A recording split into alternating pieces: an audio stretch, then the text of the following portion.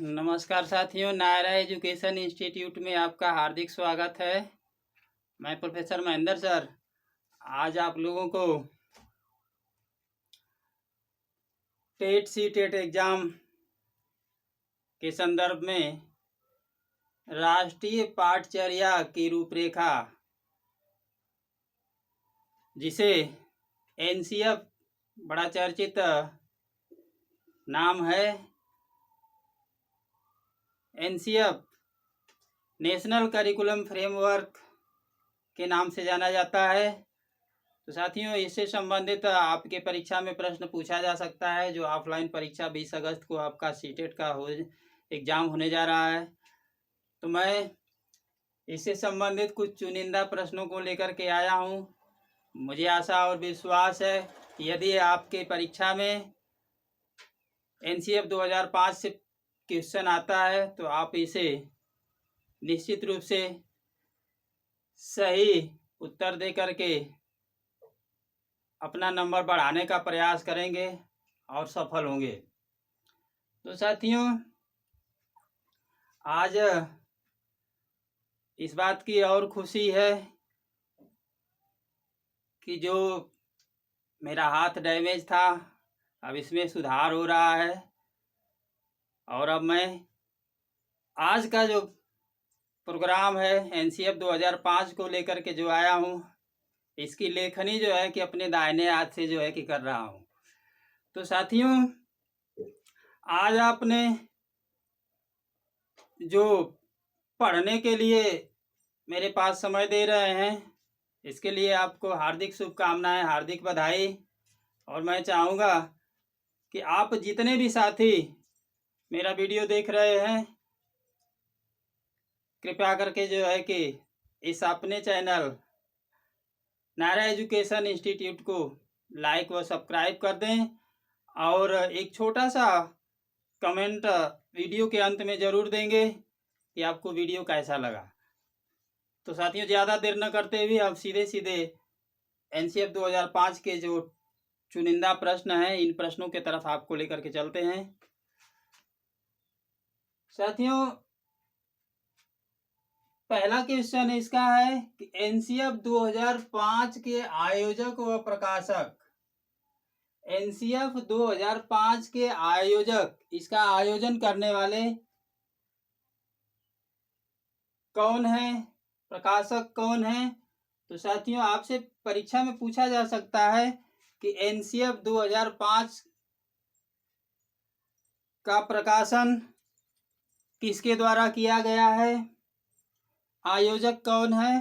तो साथियों, एनसीएफ 2005 के जो आयोजक व प्रकाशक हैं, ये जो है एनसीईआरटी,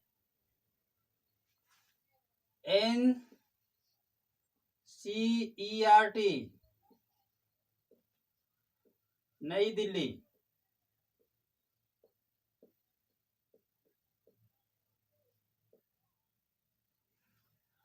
एनसीईआरटी नई दिल्ली के द्वारा जो है राष्ट्रीय पाठचर्या की रूपरेखा 2005 का प्रकाशन व आयोजन किया गया है। साथियों, आपसे प्रश्न पूछा जा सकता है कि एनसीईआरटी का फुल फॉर्म क्या होता है। आपकी परीक्षा में एनसीईआरटी का फुल फॉर्म क्या हो सकता है, एनसीईआरटी का मुख्यालय कहाँ है, इससे संबंधित आपसे प्रश्न पूछा जा सकता है। तो साथियों, इसको हिंदी में अगर जानना चाहेंगे तो राष्ट्रीय शैक्षिक अनुसंधान एवं प्रशिक्षण परिषद नई दिल्ली, इसका मुख्यालय। अगर इसको अंग्रेजी में जानना चाहेंगे तो N for national, C for council, E for education, R for research, T for training, national counselling education research training. तो साथियों, आप एनसीएफ 2005 के आयोजनकर्ता और प्रकाशनकर्ता को आपने जाना एनसीईआरटी नई दिल्ली के द्वारा किया गया है। हम दूसरे प्रश्न के तरफ चलते हैं। एनसीएफ 2005 की रूपरेखा हेतु पहली बैठक कब की गई? Very very most important question for CTET exam. राष्ट्रीय पाठचर्या की रूपरेखा की जो पहली बैठक की गई, 2000 को मत ले लीजिएगा, 2000 का जब पढ़ाएंगे तो 2000 में बताएंगे, ये 2005 की चर्चा चल रही है। तो राष्ट्रीय पाठचर्या की रूपरेखा 2005 की जो पहली बैठक थी वह कब की गई? तो साथियों एनसीएफ 2005 के रूपरेखा की जो पहली बैठक थी 14 से 19 जुलाई, 14 से 19 जुलाई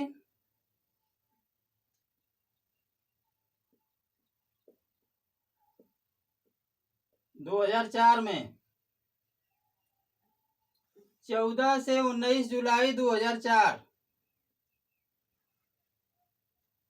ध्यान दीजिएगा साथियों, लिखने में कुछ दिक्कत हो रहा है लेकिन अब धीरे धीरे सुधार हो जाएगा।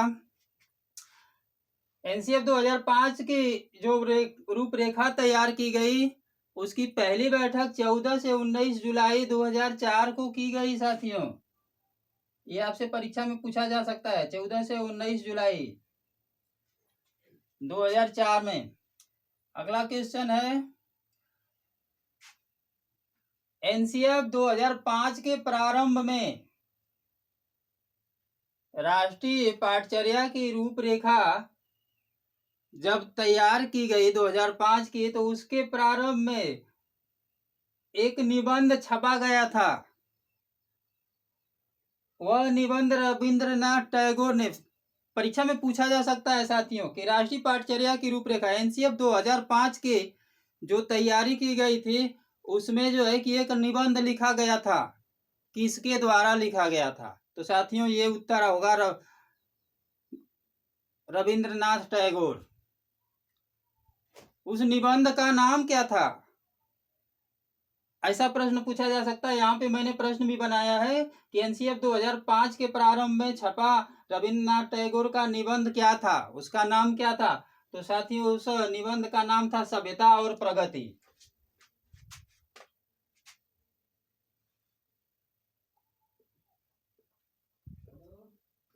सभ्यता और प्रगति। साथियों इस निबंध का नाम था सभ्यता और प्रगति। ध्यान दीजिएगा। अगला क्वेश्चन, एनसीएफ 2005 का प्रकाशन कब किया गया भाई? एनसीएफ 2005 का प्रकाशन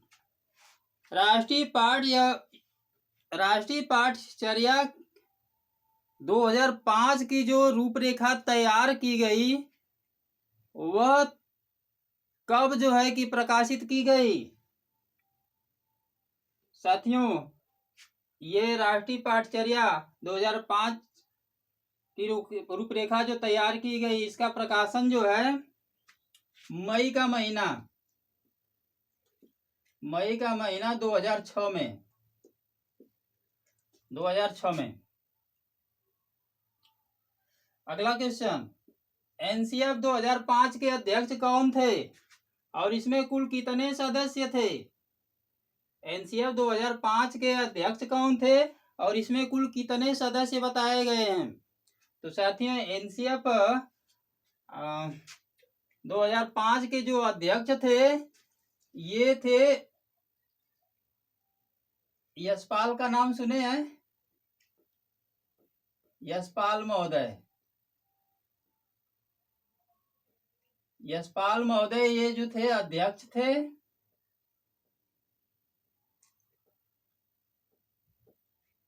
यशपाल महोदय अध्यक्ष थे और इसमें 34 संचालन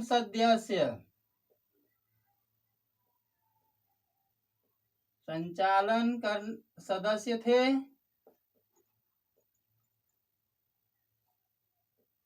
और 3 जो थे इसमें विशेष सदस्य थे। ध्यान दीजिएगा। 3 विशेष सदस्य। अगला क्वेश्चन, एनसीएफ 2005 के राष्ट्रीय फोकस समूह के आधार पर एनसीएफ 2005 के राष्ट्रीय फोकस समूह के आधार पत्र को कितने खंडों में विभक्त किया गया है? बताइए साथियों।